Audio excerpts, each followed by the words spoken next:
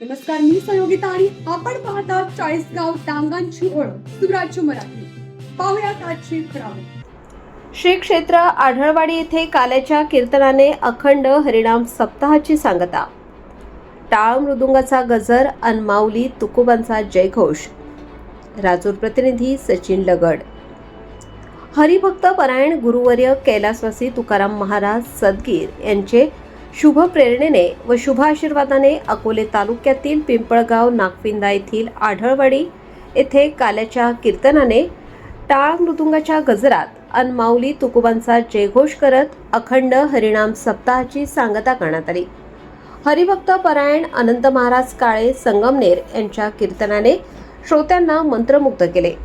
महाराजांनी आपल्या कीर्तनरूपी सेवेतून भगवान श्रीकृष्ण यांच्या मथुरेतील कारागृहातील जन्म आणि सुटका या प्रसंगाचं केलेलं वर्णन, त्यानंतर भगवान श्रीकृष्ण यांना गोकुळामध्ये आणल्यानंतर गवळणींनी बालकृष्णाच्या स्वरूपाचे केलेले मोहक वर्णन, तसेच बालकृष्ण आणि बाळगोपाळ यांचं एकमेकांवर असणारे प्रेमभाव, त्यांच्यासोबत केलेल्या क्रीडा यांचे केलेले व मनमोहक वर्णन, गोपिकांबरोबर साधलेला संवाद आणि गोकुळातून प्रस्थान करताना गवळणींना झालेल्या विरहाचे वर्णन महाराजांनी अत्यंत गोड अमृतमय वाणीने केले.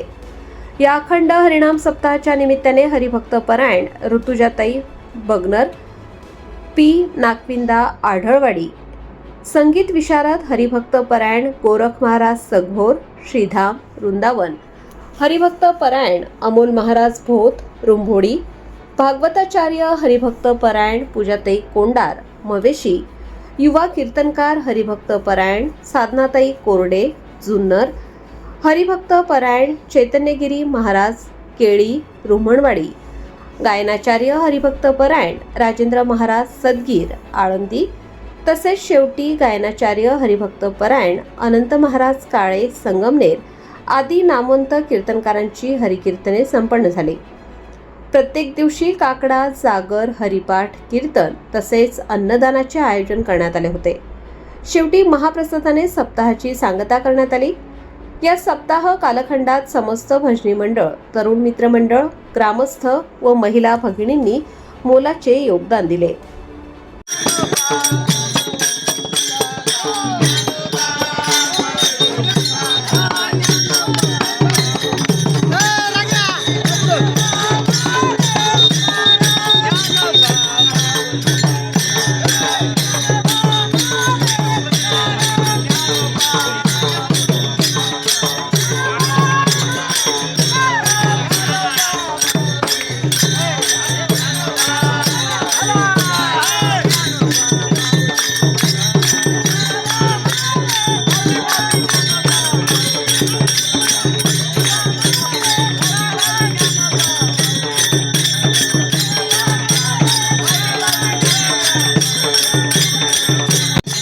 सारखे पाऊल टाका, एक मागे एक पुढं.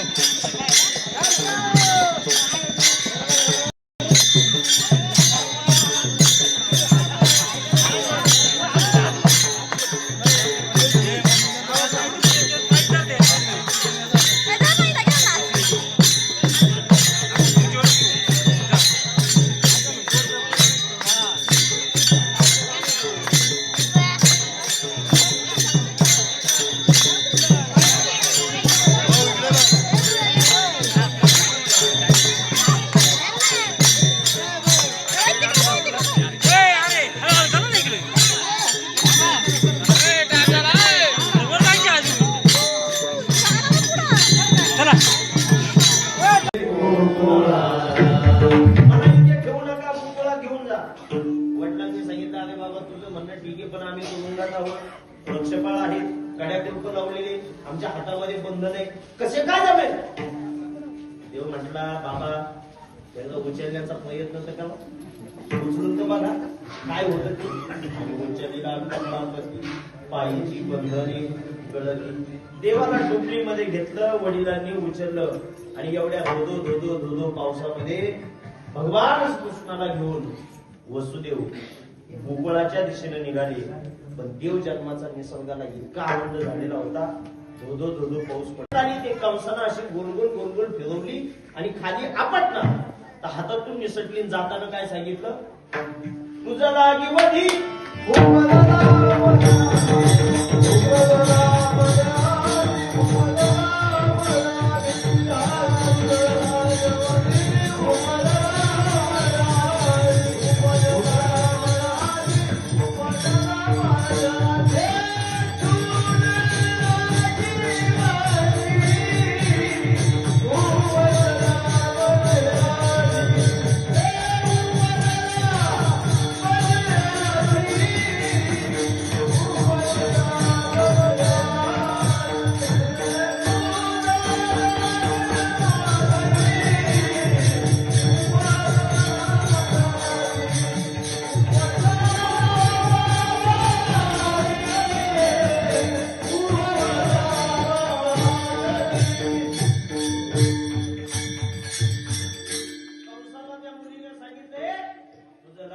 उपजला मजाली कृष्ण गोकुळी जन्मला कृष्णा चळकाप सुटला होता कृष्णाचा अवतार आनंद गमती गरोग इथं कंसाला भीती वाटू लागली.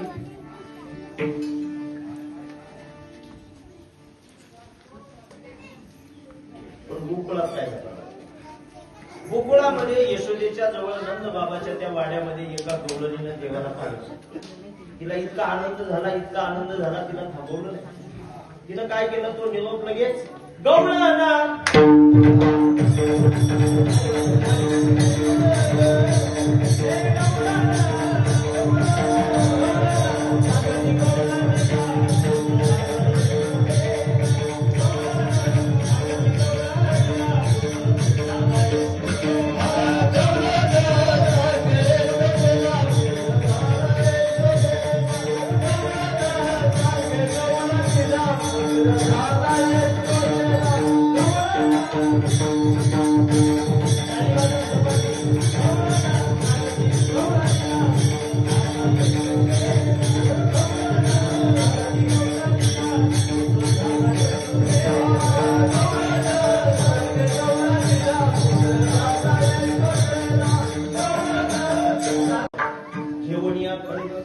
माझा या धावला हात तो धरीला आपलं शस्त्र काढलं बहिणीला मारण्यासाठी. हिच्यापासून होणारा मुलगा हिला ठेवायचं नाही. शस्त्र काढलं आणि तिला मारायला लागला. पण हात वसुदेवानं धरला आणि वसुदेवानं त्यावेळेस कंसाला 4 पद्धतीनं समजून सांगितलं. किती पद्धतीनं बोला? 4. कोणत्या 4 पद्धती असतात? साम, दाम, दंड आणि भेद. त्यामध्ये तो कंस ऐकत नाही म्हणून शेवटी वसुदेवानं कंसाला सांगितलं, कंसा तू मथुरेचा राजा आहे. कोण आहे? तुम्ही जरा हल्ले डोलले तर बरं होईल माझ्यासाठी. कोण आहे तू मथुरेचा? बोला बरं. राजा आहे. आणि एखाद्या राजानं स्त्रीची हत्या करायची नसते, तिचं रक्षण करायचं असतं. मरायचं ते एक ना एक दिवस सगळ्यांना येते. पण अशी जर एखाद्या स्त्रीची हत्या करून मेला तर तुला कलंक नाही. कारण राजानं महिलेचं रक्षण करायचं असतं, भक्षण नाही. म्हणून बघा, जगाच्या पाठीवर अनेक राजे झाले, पण ज्या राज्याच्या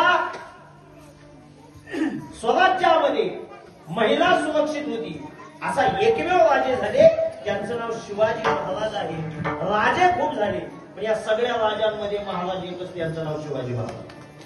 महाराज बोलतो टाळी वाजवा. सगळ्यांनी टाळी वाजवली तर मला आनंद वाटतो, आणि 5-10 टाळ्या वाजल्या तर मला डाऊट येतो चुकलो का काय. त्याच्यामुळे टाळी वाजवताना सगळ्यांनी वाजवली पाहिजे. नाही, एकमेव राजा शिवाजी महाराज. सांगू मी तुम्हाला पुढचं वाक्य, लक्ष द्या. जेवढे जेवढे राजे झाले ना, त्या सगळ्यांच्या राजामध्ये महिला नाचायच्या, नृत्य करायच्या. पण जगाच्या पाठीवर एकच राजा झाला, त्याच्या दरबारामध्ये एकही बाई नाचली नाही. त्यांचं नाव शिवाजी महाराज. कारण शिवाजी महाराज हे बाया नाचवणारा राजा नव्हता, तो बाया वाचवणारा राजा होता.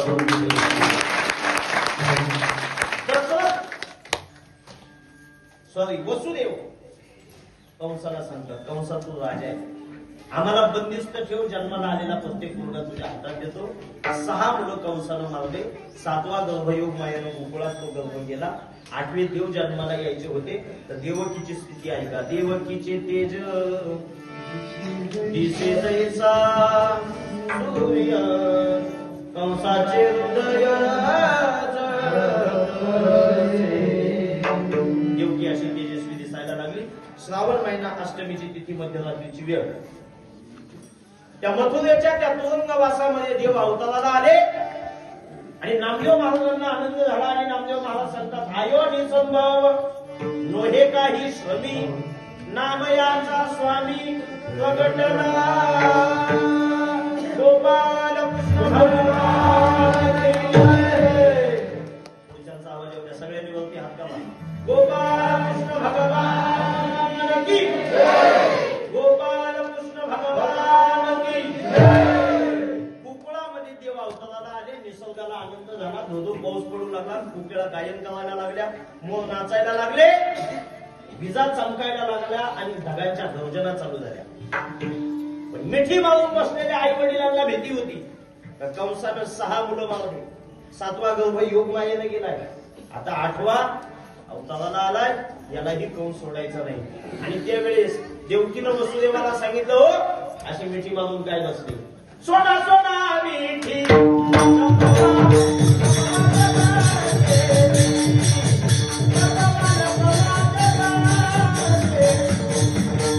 आपल्या स्वराज्य मराठीच्या YouTube चॅनलला सबस्क्राईब करायला विसरू नका.